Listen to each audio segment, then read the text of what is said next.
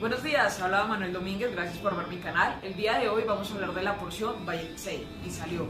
Recordemos que la Torá está dividida en 54 porciones y cada una de estas porciones va a estar dividida en 7 lecturas correspondientes a los 7 días de la semana. Hoy vamos a hablar de la porción Vayetsei, y salió. ¿Qué podemos ver en esta porción? Vamos a ver la salida de Jacob desde Beersheba hasta casa de su tío Labán en Harán. Vamos a ver cómo conoce a sus esposas, va a estar la famosa historia de la escalera al cielo y también vamos a encontrar en esta porción el nacimiento de la mayoría de las tribus y el retorno de Jacob nuevamente a la tierra de Israel. Vamos a comenzar en la primera lectura diciendo que desde Beersheba sale Jacob a encontrarse con su tío Labán, a tierra de su tío Labán. Según el comentarista Rashi, nos indica que durante 14 años él estuvo en la cueva de Shem y Eber estudiando en la universidad que tenía este hijo de Noé, Shem, y su bisnieto Eber. Allí vamos a pasar 14 años estudiando y es después de este tiempo que iba a salir nuevamente a tomar este camino hacia casa de su tío Labán.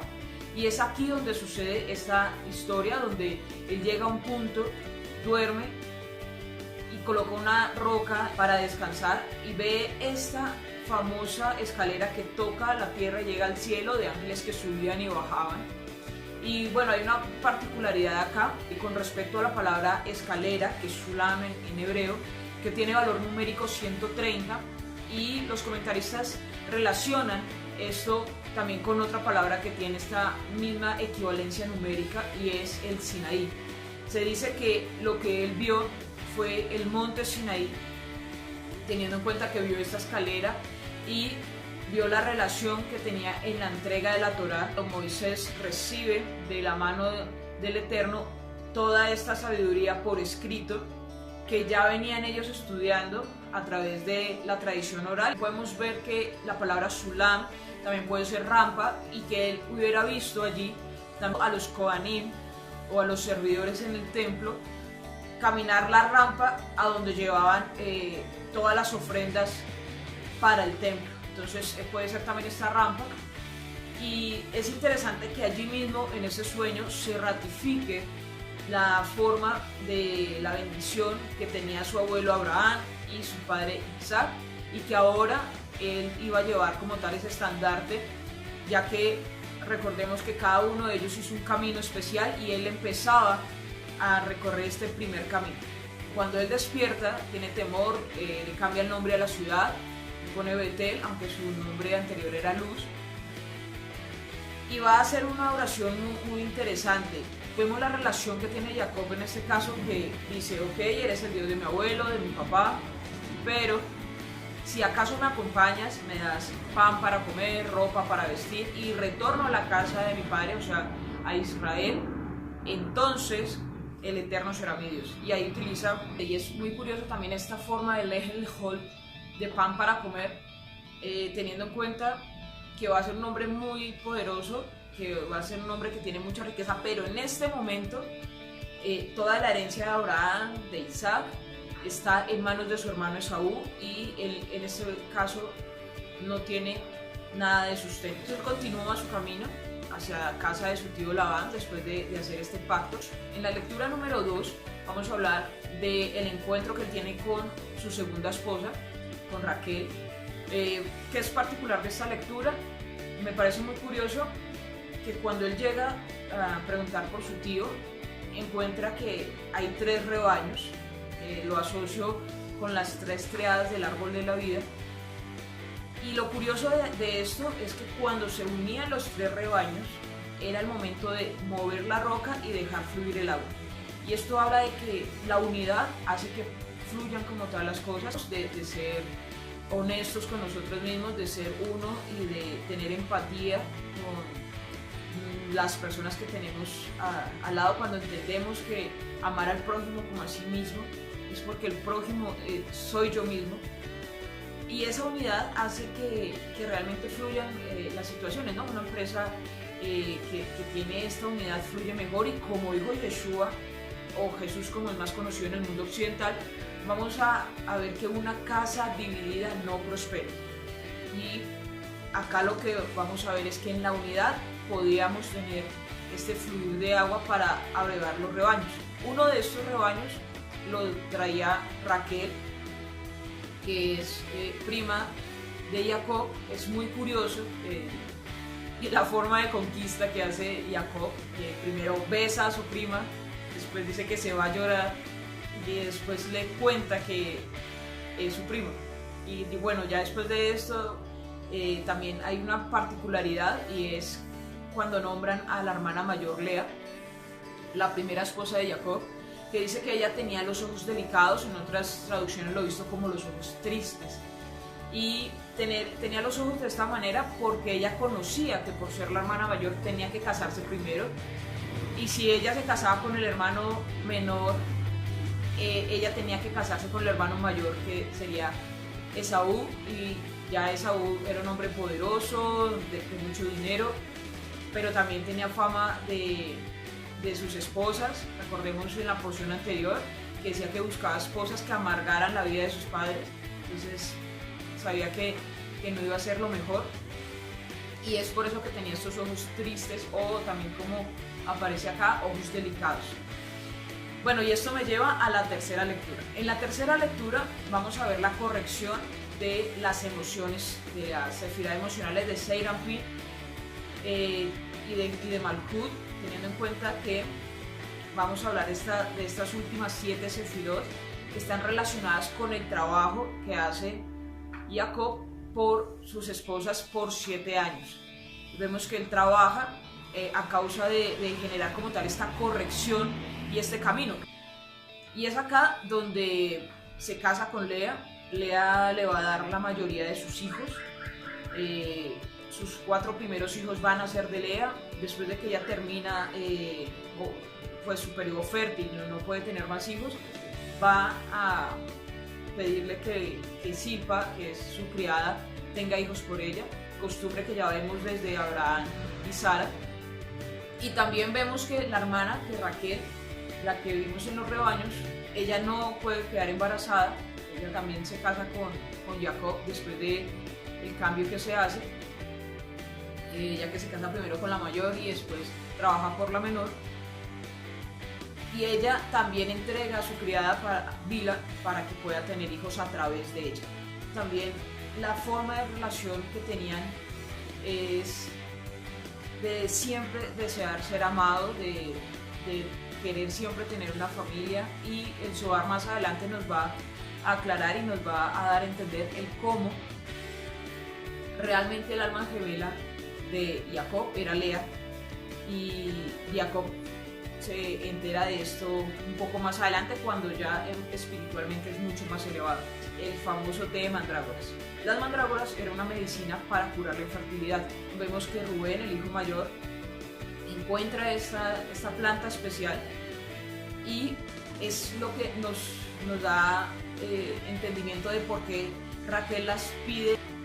Le hace una transacción allí para que pueda pasar esa noche Lea con él nuevamente, y Lea realmente quería tener estas mandrágoras para poder ella seguir teniendo hijos y recibir el amor de su esposo, pero ve que su hermana no tiene la posibilidad de tener hijos, y le da esta medicina para curar la esterilidad, y le entrega como tal esto a cambio de estar con Jacob nuevamente.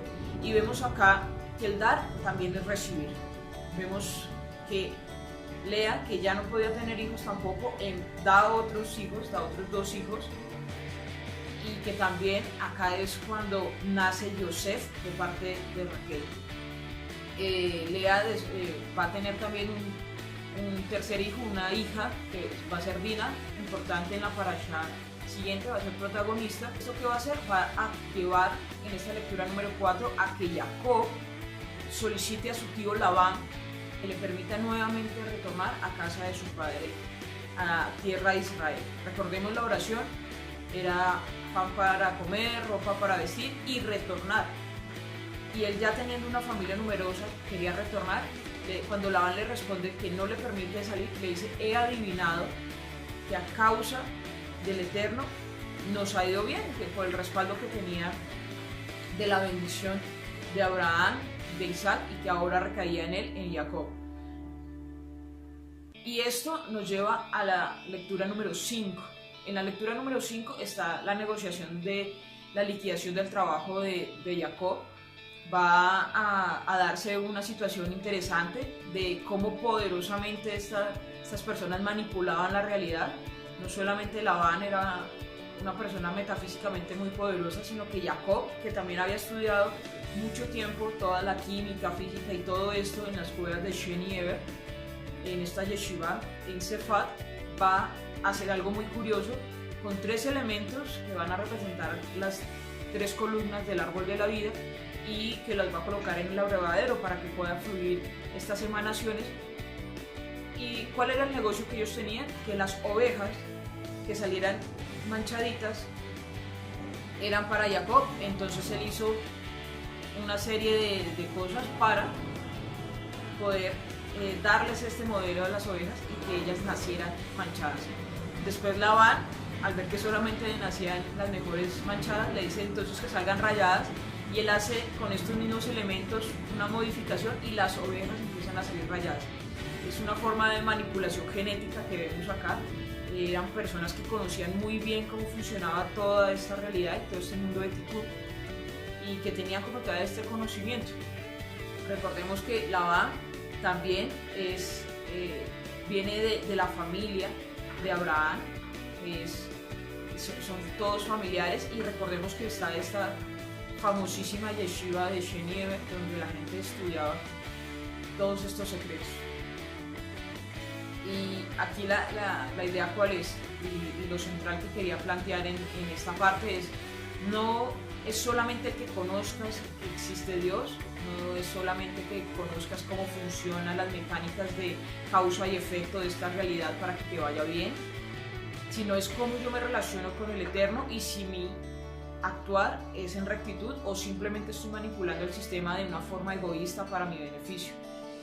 Y es acá esta diferenciación. Labán le iba muy bien a causa de que tenía a Jacob, que era el portador de la bendición, y que también tenían pues toda esta forma de tener adivinaciones y demás, pero Jacob también tenía esta forma de poder crecer los rebaños. Es esto lo que le permite llegar a la lectura número 6, que es la salida, y va a salir con sus rebaños, va a tener una discusión allí donde él va a indicar que él ha sido recto, que no ha hecho nada incorrecto, que siempre ha tenido el respaldo del Dios de Abraham y de Isaac, y que es a causa de eso que Labán tampoco le pudo hacer daño.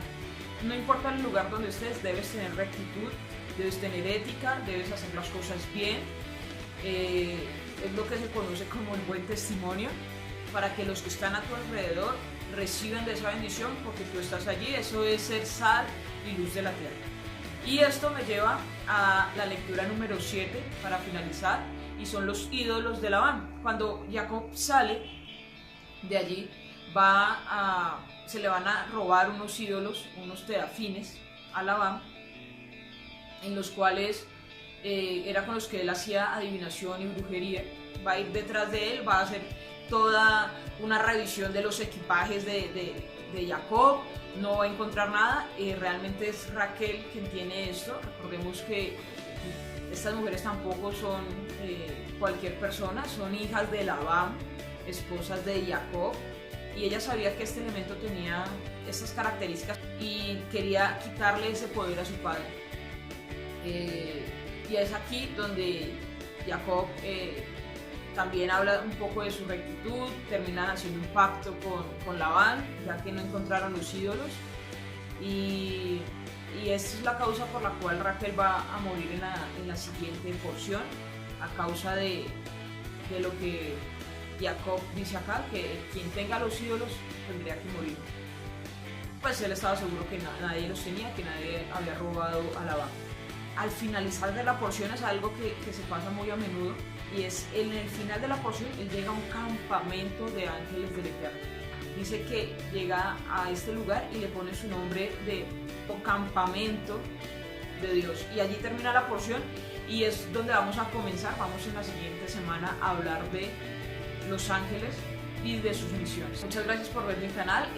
Quisiera dar una reflexión final, y es: cada uno de nosotros tenemos un camino, así como nuestro padre Abraham, Isaac y Jacob tuvieron su camino para su corrección y su tikkun personal y su trabajo espiritual personal. Así también nosotros debemos velar por tener unidad, rectitud y cumplir con aquello que nos toca en esta parte en el mundo del tikkun. Que siempre nuestra característica sea ser sal y luz de la tierra.